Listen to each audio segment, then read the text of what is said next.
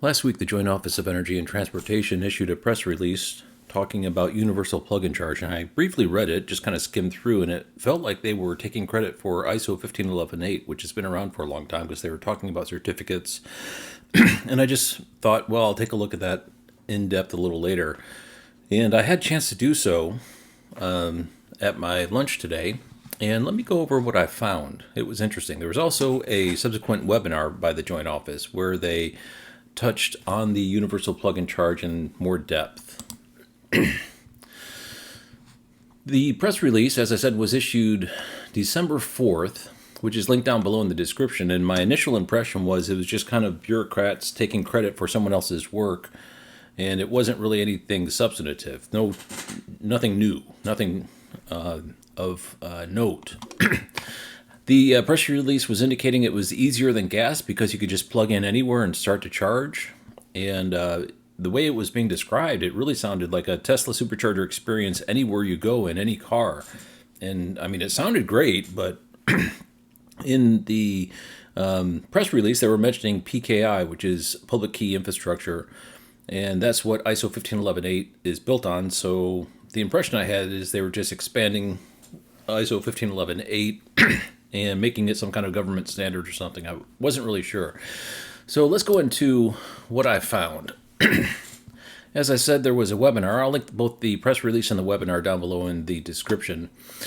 And in the webinar, Gabe Klein, the executive director for the Joint Office, has this quote: "Once it's rolled out in 2025, which is 3 weeks from now, drivers will be able to pull up any car to any public charging station and start charging right away." So you can see why I was skeptical. That is quite a statement. And this was in the webinar, which occurred after the press release. So this isn't naivety. This is the executive director making a statement. Now, obviously, it's not at the beginning of 2025, but this is what was being suggested is the goal of the program, and it should be available within 2025. The goal is to remove friction by taking away having to interface with chargers or using an app. The acting chief technology officer for the Joint Office, Sarah Hipple, and sorry for the blurry picture, but that's what was on the webinar, went into more depth exactly what we were talking about here. This was tremendously helpful, this section of the webinar. And this is the slide that she was referring to. It's very wordy. Let me kind of extrapolate some of the things. It's the same PKI infrastructure that's used, what she called 911 in aviation. I have some questions about that, unless she's just talking about PKI in general. The PKI which is being used here is EV PKI. So electric vehicle PKI is what is being branded as. And what they've done is they've created a certificate trust list on a PKI run by SAE, which is the Society of Automotive Engineers. They're the ones operating this PKI environment. The Joint Office provided subject matter expertise and testing facilities, and through the National Renewable Energies Laboratory staff, the ability to do testing of this as well. A little bit of leadership. Their way of describing it is interoperating roaming plug-in charge. So this is not 15.11.8. This is interesting. Now it's kind of captured my interest. What they're talking about here is setting up a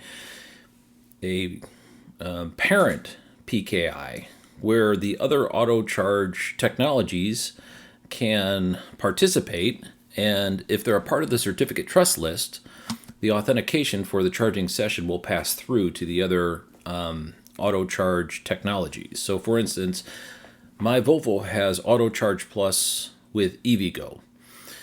Conceivably, after this is in place, I could pull up to a Tesla supercharger station, plug in, and assuming the certificate trust list includes both Tesla supercharger and EVgo, my car will authenticate and immediately start to charge. That's how I understand this technology to work. Additionally, the same technology will be used for something called PMAX, which is a load shifting technology for both level 2 and DC fast chargers controlled by the grid. So the grid operators are able at times to disseminate something called smart charging through the Everest open source project, which is a partnership with the Linux Foundation, a way of putting a schedule, a disseminated schedule to CPOs in order to dial down the throughput at certain times throughout the day. So it's kind of a two-pronged use of the technology. One, I can plug into any place where auto charge works, like Tesla superchargers, Electrify America stations, or EVgo, and whoever I'm registered with as a auto charge technical source that will pass through to the other auto charge provider. Cool. Secondly, a grid operator can, at certain times of high utilization, send out a disseminated schedule to dial down the throughput rates in order to prevent brownouts or things like that throughout the grid. So that's what this technology is. And you're welcome to go through and read this slide if you wish. It's very wordy. So what to expect? The executive director was talking about starting in 2025, but if you look at the press release in more detail, it says testing starting in 2025. So I'm not sure if what we're talking about is the first ability to use this technology in 2025, or if it's just going to be starting to test in 2025. But regardless, assuming this all gets baked, it will be pretty sweet to be able to have a parent PKI in order to have auto charge technologies authenticate their members to the other members. So kudos for the Joint Office providing leadership in this area. Now, some potential problems. There are CPOs and backend partners, OCCP providers, that support AutoCharge. I mentioned them here. Rivian has AutoCharge for Rivians only. Tesla has AutoCharge for Tesla only. You could also do Ford and Rivian, I think, do AutoCharge on Tesla superchargers. GM does not. Electrify America does ISO 15118, and EVgo does AutoCharge Plus. However, there are several CPOs that do not do AutoCharge. So what about them? According to the executive director's statement, any public charging station I should be able to plug into and automatically start charging. Now, these other ones, Francis, BP Pulse, Shell Recharge, all these ones do not do plug and charge. So I don't know how that's going to work. They're not going to be in the certificate trust chain. So not really solving, unless someone can tell me if they've ever pulled up to a charge point station and had an AutoCharge Plus experience. I have not, but perhaps they have the ability to do some form of auto charge, and the Joint Office has figured out a way to get all these other ones on board, but that would surprise me.